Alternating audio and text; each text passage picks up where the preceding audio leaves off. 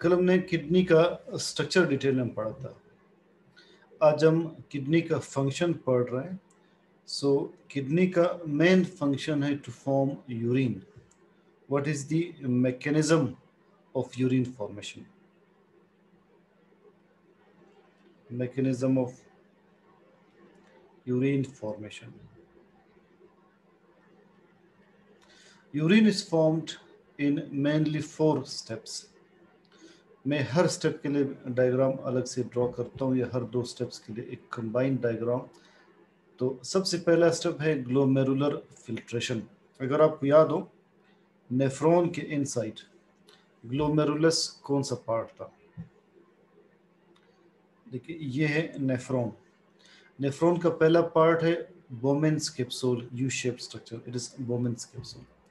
Bowman's capsule में जो capillaries हैं, इन्हें ग्लोमेरुलस कहते हैं।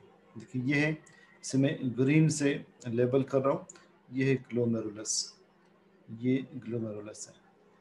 जो कैपिलरीज बोमेन्स कैप्सूल में है, ये ग्लोमेरुलस कहलाती हैं। इन कैपिलरीज की सबसे बड़ा इनकी फीचर ये कि ये कैपिलरीज पोरस होते हैं, इनमें पोर्स मौजूद है। एक ये पोरस है, इनमें पोर्स मौजूद हैं जिससे चीज़ें फिल्टर हो सकती है। नंबर 2, पीछे से हार्ट का प्रेशर आ रहा है, ब्लड एक प्रेशर के साथ आ रहा है। चूंकि ब्लड एक प्रेशर के साथ आ रहा है, तो यहाँ पर इस पॉइंट पर ये ब्लड फिल्टर होगा। ब्लड फिल्टर होकर बोमेन्स कैप्सूल में आ जाएगा। क्या क्या फिल्टर होगा?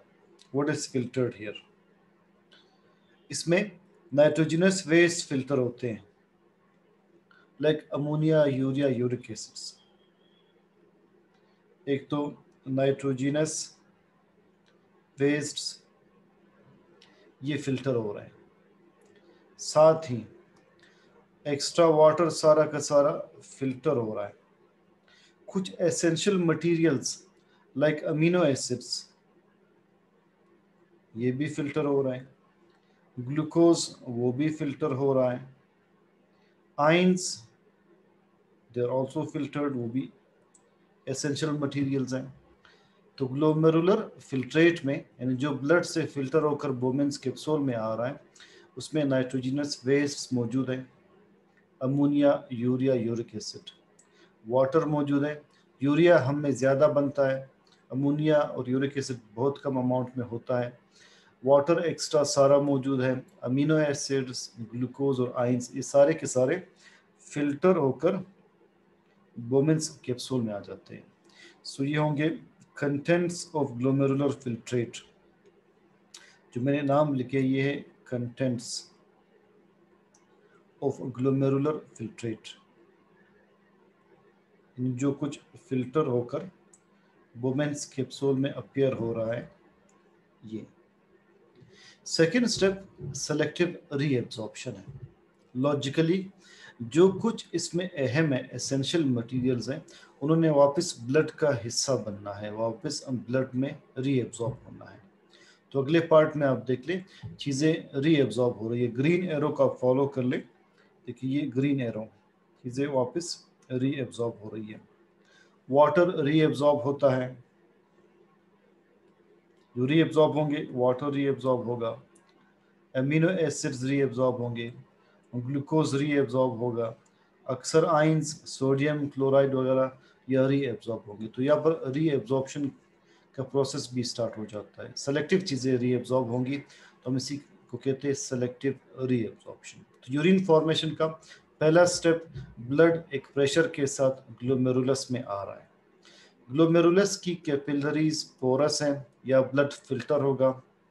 जब ब्लड फिल्टर होगा, तो ब्लड में से nitrogenous waste, water, amino acids, glucose और आयंस ये फिल्टर होकर वुमेन्स कैप्सूल में आ जाएंगे।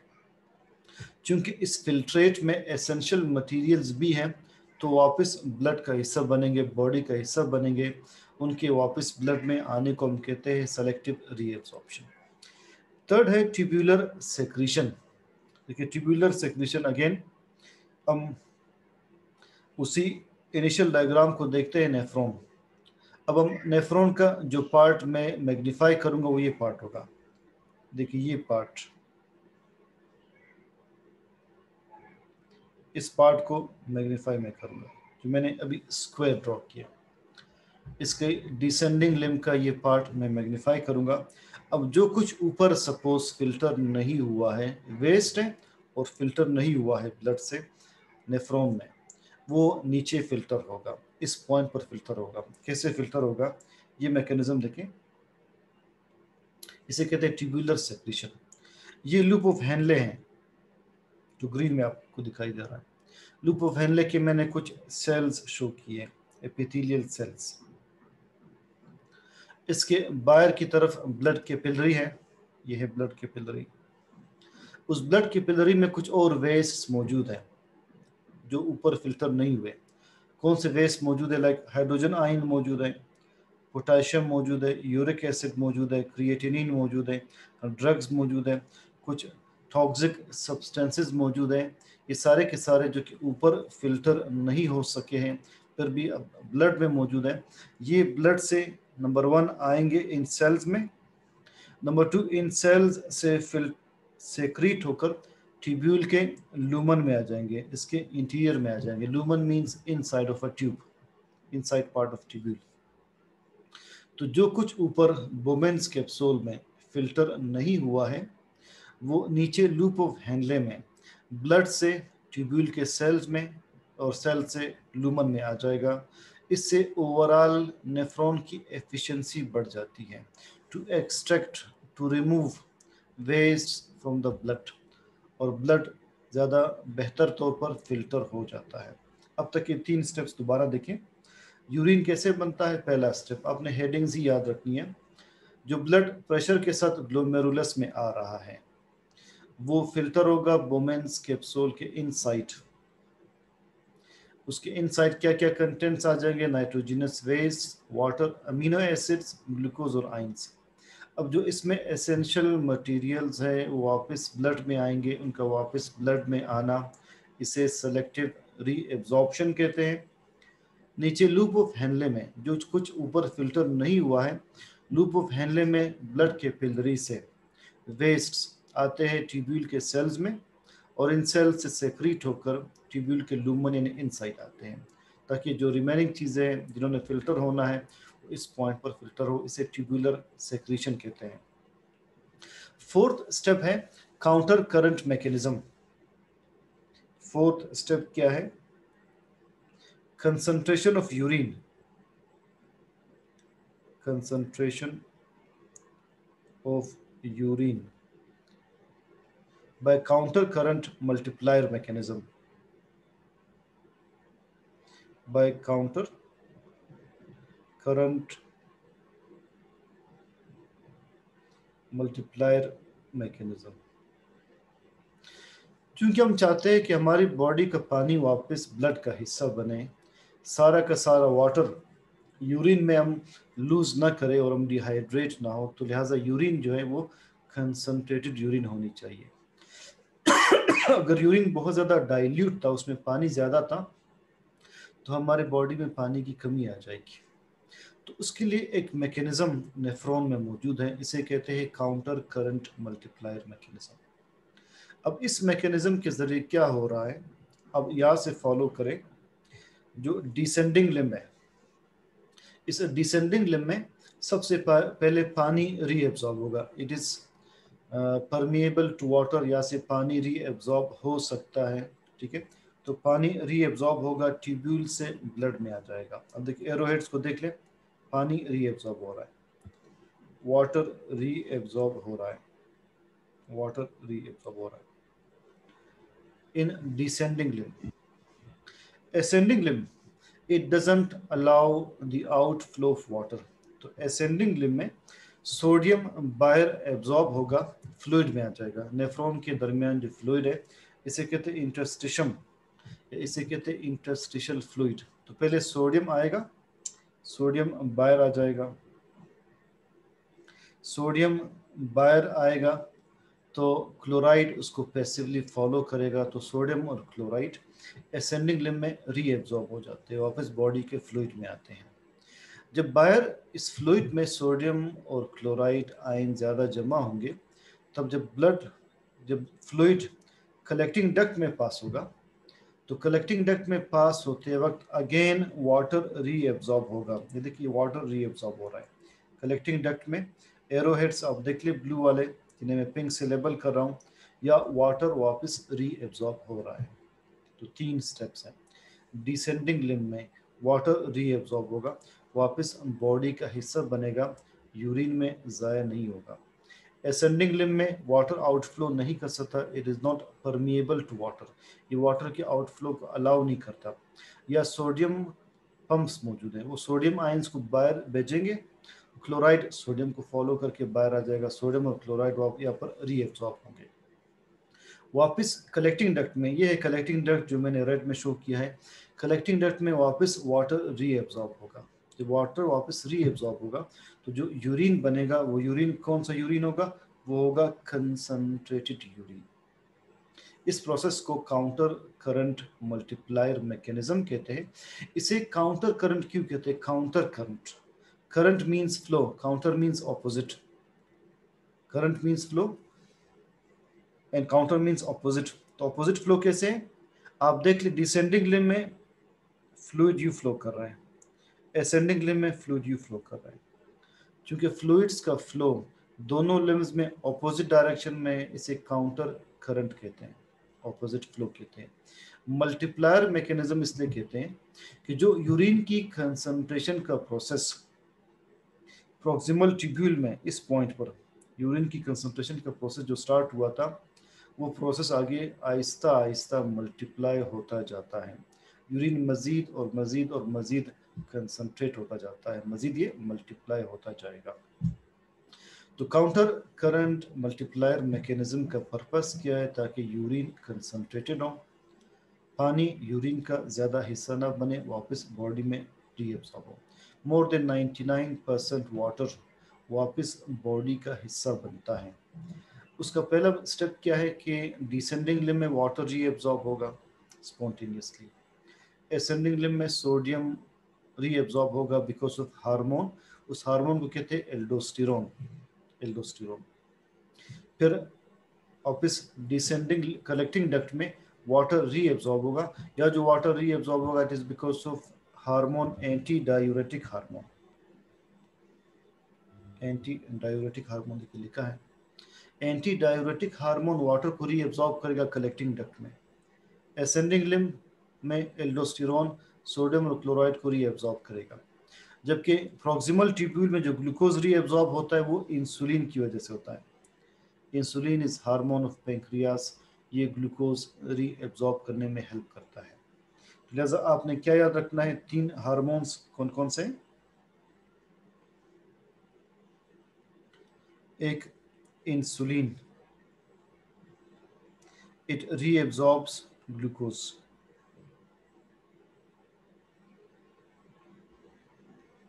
और आपसे पूछा जाए कि नेफ्रॉन पर कौन से हार्मोन्स एक्ट करते हैं यूरिन फॉर्मेशन के दौरान, तो इंसुलिन ग्लूकोज को रीअब्सॉर्ब करेगा। सेकंड मैंने बताया aldosterone, it is responsible for reabsorption of sodium ions.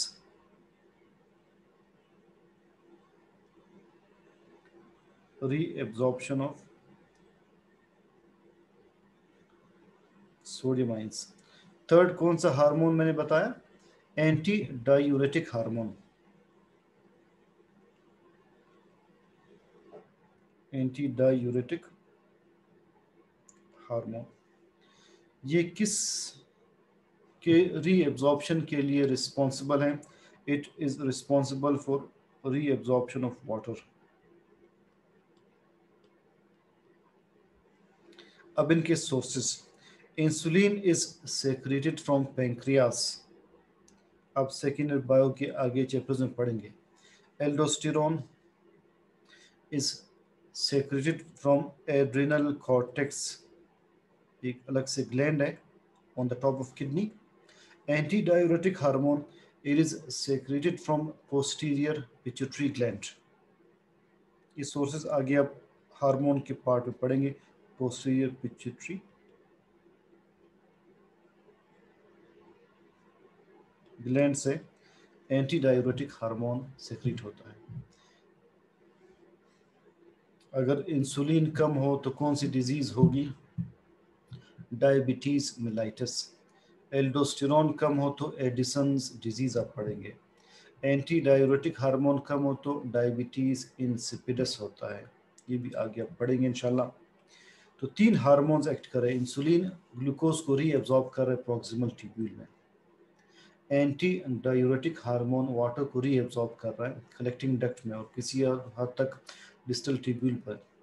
और एल्डोस्टेरॉन सोडियम रीअब्सॉर्ब कर रहा है एसेंडिंग लिम्ब में और किसी हद तक डिस्टल ट्यूब्यूल में भी शायद इसका इफेक्ट है।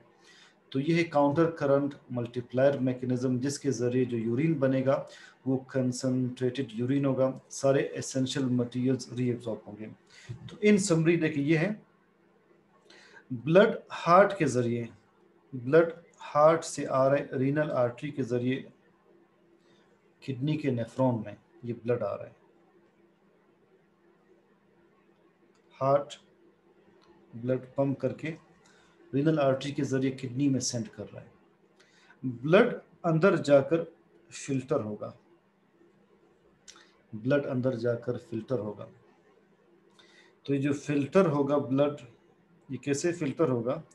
इसके वेस्ट मटेरियल्स यूरिन का हिस्सा बनेंगे। वो यूरिन कलेक्टिंग डक्ट्स के ज़रिए, नेफ्रॉन के कलेक्टिंग डक्ट के ज़रिए आता है रीनल पेल्विस में। रीनल पेल्विस से यूरेटर के ज़रिए यूरिन आता है ब्लैडर में, ब्लैडर से बाहर चला जाता है। और जो ब्लड फिल्टर होकर निकलेगा वो ब्लड कहाँ से रिटर्न करेगा? वो ब्लड रिटर्न करेगा रीनल वेन के जरिए रिटर्न करेगा। तो ब्लड एंटर हो रहा है रीनल आर्टरी के जरिए, फिल्टर होगा। वापसी के रास्ते दो होंगे। कैसे दो होंगे? जो फिल्टर्ड ब्लड है वो रीनल वेन के जरिए आएगा, फिल्टर्ड ब्लड, और जो यूरिन है वो यूरेटर के जरिए निकलेगा। तो ये है मैकेनिज्म। अब आप इससे रिलेटेड एक वीडियो देख लीजिए, mechanism of formation of urine, Majid ये आइडिया क्लियर हो जाएगा।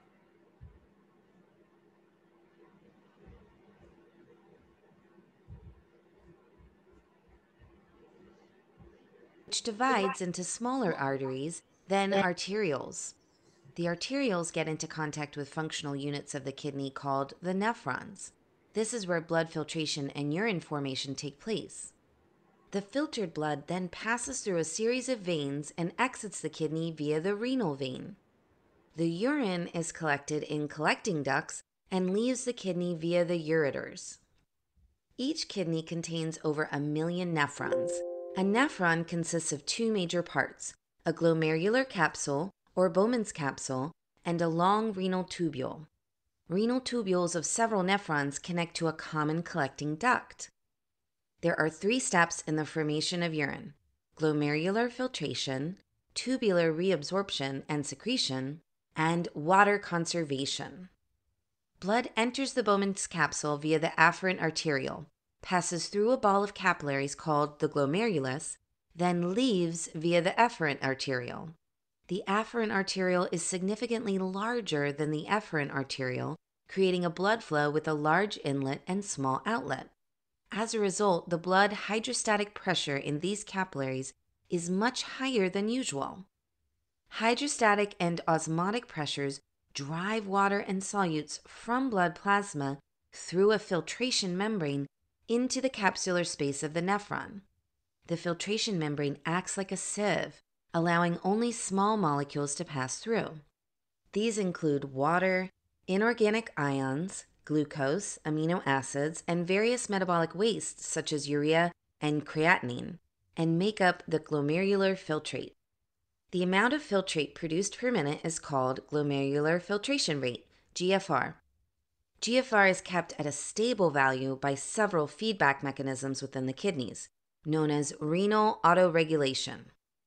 GFR is also under sympathetic and hormonal control. GFR regulation is generally achieved by constriction or dilation of the afferent arteriole, which causes the glomerular blood pressure to fall or rise, respectively. In a healthy person, the total filtrate volume amounts to between 150 and 180 liters a day. However, only about 1% of this is excreted as urine. The remaining 99% is reabsorbed back to the blood as the filtrate flows through the long renal tubule. This is possible because the efferent arteriole, after exiting the Bowman's capsule, branches out to form a network of so-called peritubular capillaries, which surround the renal tubule. The first part of the tubule, the proximal convoluted tubule, reabsorbs about 2/3 of the filtrate. In this process, water and solutes are driven through the epithelial cells that line the tubule into the extracellular space. They are then taken up by the peritubular capillaries. Sodium reabsorption is most important as it creates osmotic pressure that drives water and electrical gradient that drives negatively charged ions. Sodium levels inside the epithelial cells are kept low thanks to the sodium-potassium pumps that constantly pump sodium ions out into the extracellular space. This creates a concentration gradient that favors sodium diffusion from tubular fluid into the cells. Sodium is absorbed by symport proteins that also bind glucose and some other solutes. Nearly all glucose and amino acids are reabsorbed at this stage. About half of nitrogenous wastes also reabsorb back into the bloodstream.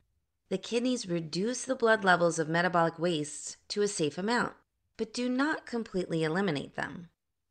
Some of the reabsorption also occurs by the paracellular route through tight junctions between epithelial cells. At the same time, tubular secretion, where additional wastes and other solutes leave the bloodstream to join the tubular fluid, also takes place. The processes of reabsorption and secretion continue in the nephron loop, the loop of Henle, and the distal convoluted tubule. These parts of the tubule also have some other important functions. The main function of the loop of Henle is to create and maintain an osmolarity gradient in the medulla that enables the collecting ducts to concentrate urine at a later stage. The ascending limb of the loop actively pumps sodium out, making the medulla salty. The descending limb is permeable to water, but much less to sodium. As the water exits the tubule by osmosis, the filtrate becomes more and more concentrated as it reaches the bottom. The ascending limb, on the other hand, is permeable to ions, but not water. As a result, the filtrate loses sodium as it goes up and becomes more diluted at the top of the loop.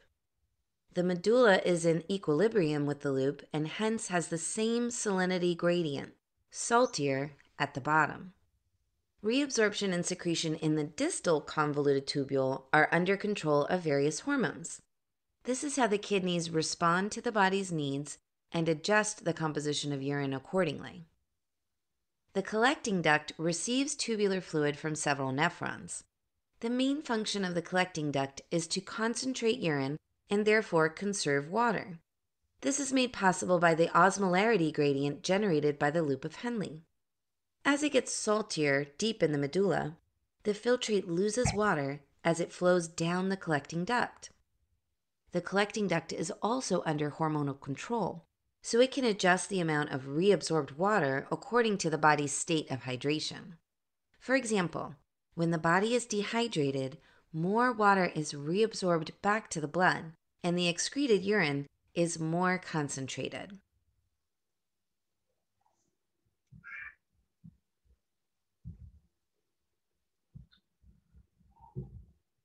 So I hope this makes your concept more clear about how urine is found in nephron.